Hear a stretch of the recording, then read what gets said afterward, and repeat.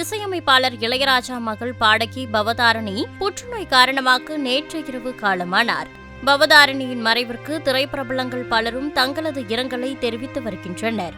தற்போது பவதாரணி மறைவிற்கு நடிகர் வடிவேலு கண்ணீருடன் இரங்கல் தெரிவித்து ஆடியோ ஒன்றை வெளியிட்டுள்ளார். அப்பதான் ஷூட்டிங் முடிச்சுட்டு வந்தேன். நான் மாரிஷன் படத்துல 2 to 10 வரைக்கும் கால்ஷீட் போச்சு. இப்பதான் வந்தேன். நான் வந்ததுனால இந்த ஒரு நியூஸ் கேள்விப்பட்டேன்.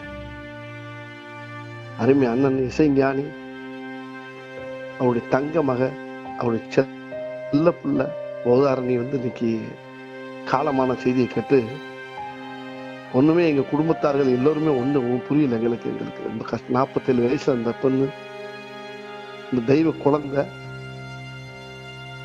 இப்படி ஏதோ புற்றுநோயால அந்த ஏதோ கல்லீரல் அந்த நோயினால அது பாதிக்கப்பட்டு அது இறந்த செய்தி எங்க நெஞ்சமெல்லாம் நொறுங்கிடுச்சு. எங்களுக்கு சாதாரண குழந்தை இல்லது.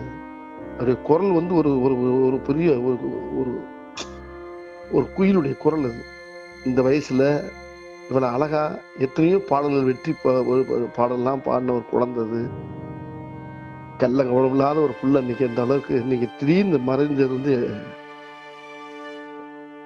உலக தமிழர்களுக்கு பூராமே இன்னைக்கு ரொம்ப நொறுங்கியிருப்பாங்க. இன்னைக்கு இந்த அண்ணன் இளையராஜா அவர்கள் அந்த குடும்பத்தாரெல்லாம் ரொம்ப தாங்கவே முடியாதது. இதை யாருனாலையும் அவங்கள சரி செய்ய முடியாது.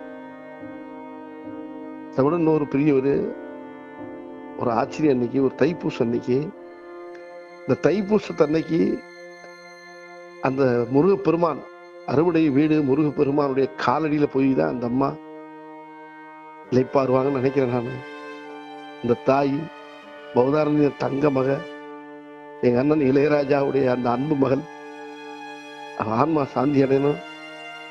அந்த குடும்பத்தாருக்கு எல்லாருக்கும் என்னுடைய இரங்கலை தெரிவிச்சுக்கிறேன்.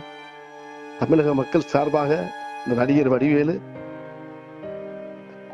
நொறுங்கி இதயத்தோட நான் ரொம்ப ரொம்ப ரொம்ப ரொம்ப இந்த ஆன்மா சாந்தி என்னுடைய குலதெய்வ ஐயனாரு, என்னுடைய குலதெய்வ கருப்புசாமி, எல்லா தெய்வத்தையும் என்னுடைய சிவபெருமானும் எல்லாரையும் நான் வேண்டிக்கிறேன். அந்த அம்மாவுடைய ஆன்மா சாந்திய இந்த அம்மா இறைவன் காலடியில போய் இளைப்பாறணும். இதுக்கு மேல என்னால பேச முடியல. ரொம்ப கஷ்டமா இருக்கு. செய்திகளை உள்ளது உள்ளபடி தெரிந்து கொள்ள ரெஃப்ளெக்ட் நியூஸை சப்ஸ்கிரைப் பண்ணுங்க.